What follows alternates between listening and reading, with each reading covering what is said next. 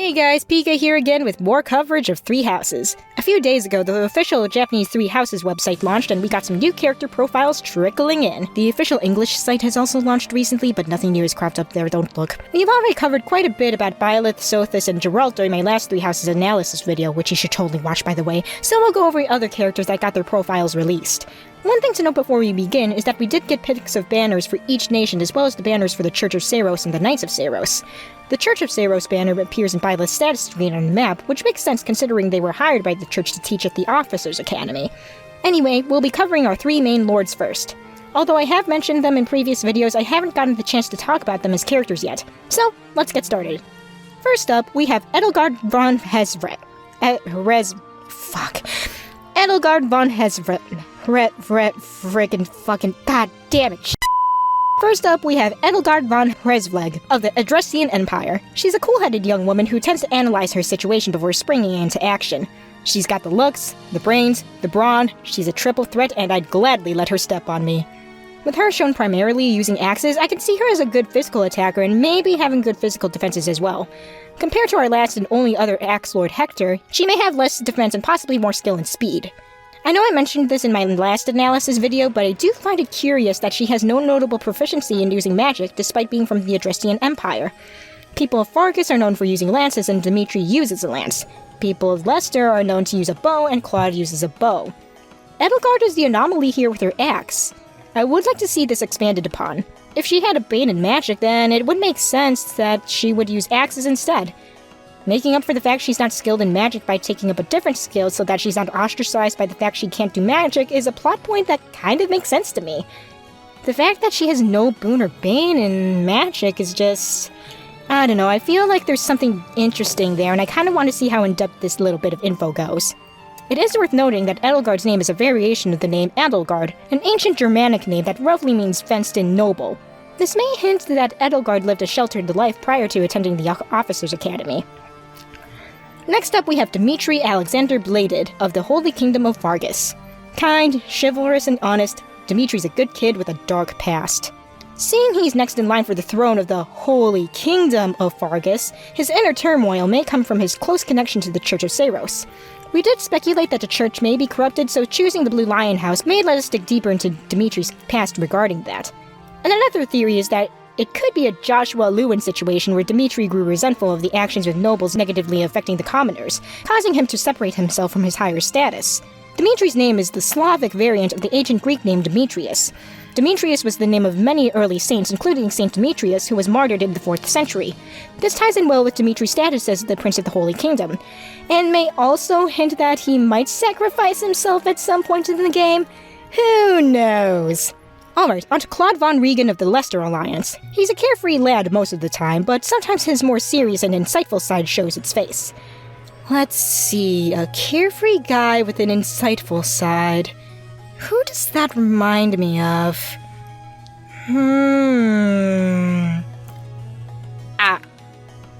Well, that explains my raging boner. I love him already. He's got the looks, the personality. This guy stole my heart, and I'm gonna reclass him to thief just so I can say he stole my heart like the dirty thief he is.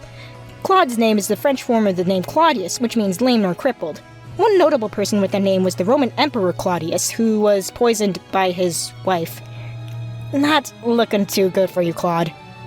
However, it is still worth noting that the Emperor Claudius was just a Roman citizen known as Appius Claudius before going by just Claudius when he became emperor.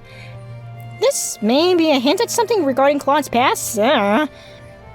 Alright, on to the next profile that was released. We have Rhea.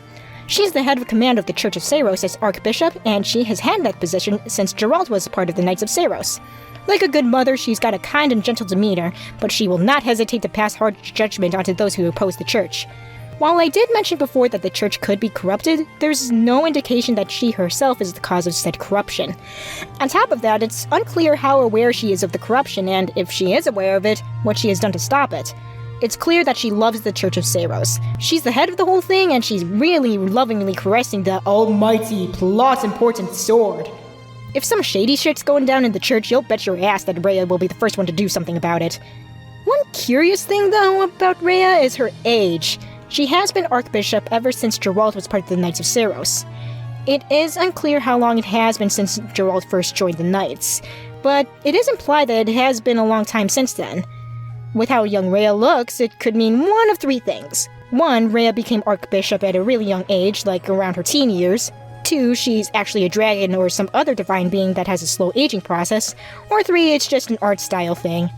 Hard to say for now, but the two possibilities are just going to open up a lot of can of worms that I'm not prepared to tackle just yet. However, it is interesting to note that the name Rhea is the name of a titan in Greek mythology, and was the mother to many gods. The developers may be hinting at something here with that name choice.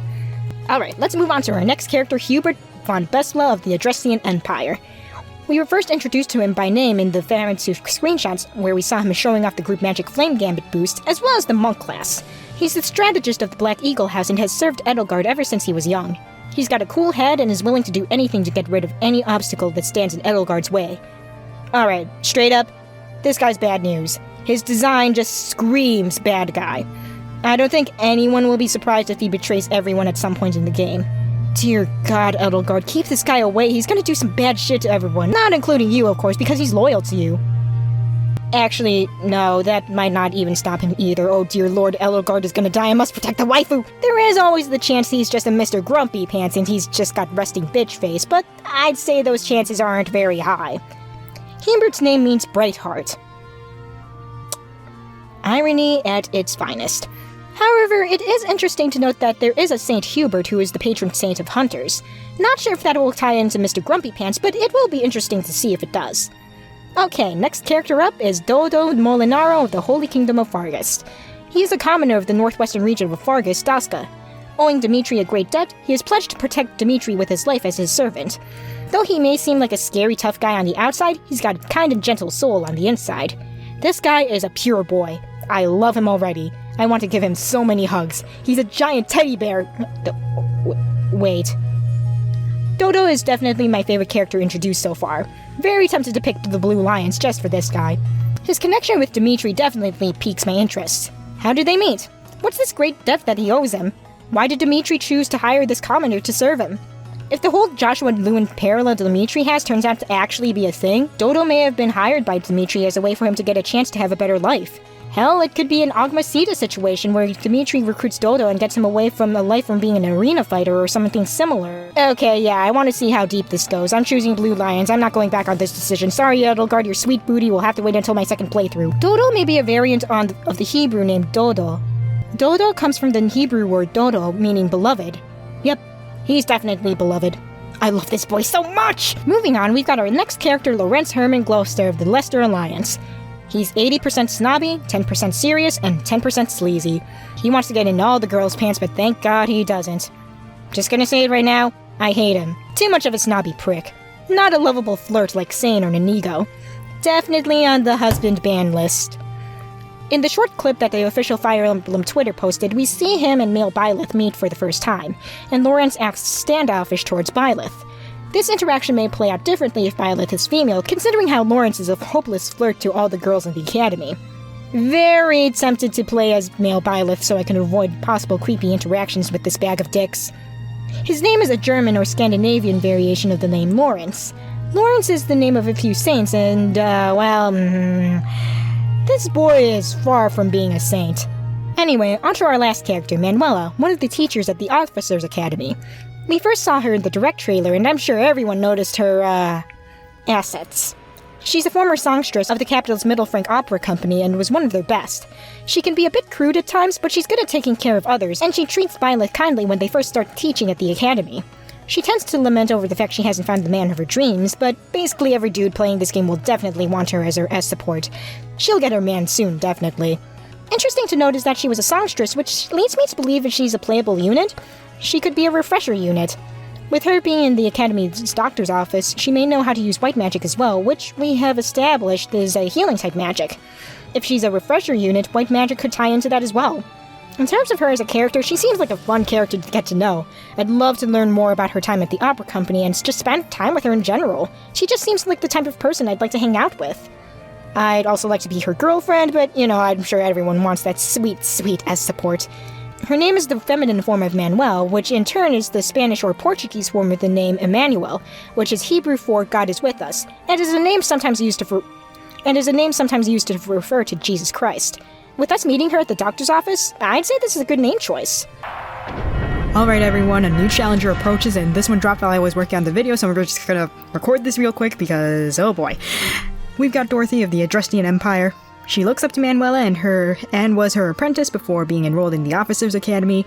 She's the only commoner in the Black Eagle House and treats her peers as equals despite how uncomfortable the difference in status might make her feel.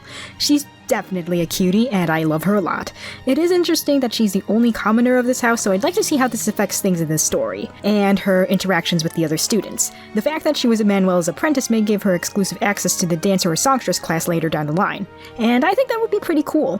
With this new info, it is reasonable to conclude that Manuela may be from the Adrestian Empire as well. We actually do see Manuela casting a fire spell in the E3 trailer, so her being from there would make sense. Dorothea's name is the feminine form of the Greek name Dorotheos, which means gift of God. This may refer to her proficiency in magic and may hint at a natural singing ability as well. Alright guys, thank you so much for watching. Yeah, there's a lot of characters here that I really like. Like I said before, I'm definitely gonna choose the Blue Lions just because of Dodo. Dodo's a good boy. So, which house are you guys gonna choose? I'm curious. Leave a comment down below and let me know. Anyway, thank you all so much for watching. Still playing Fire Emblem. There we go. I said it. Yeah, so if you want to watch more of that, I've got the playlist up here. And yeah, I'll see you all next time. Goodbye!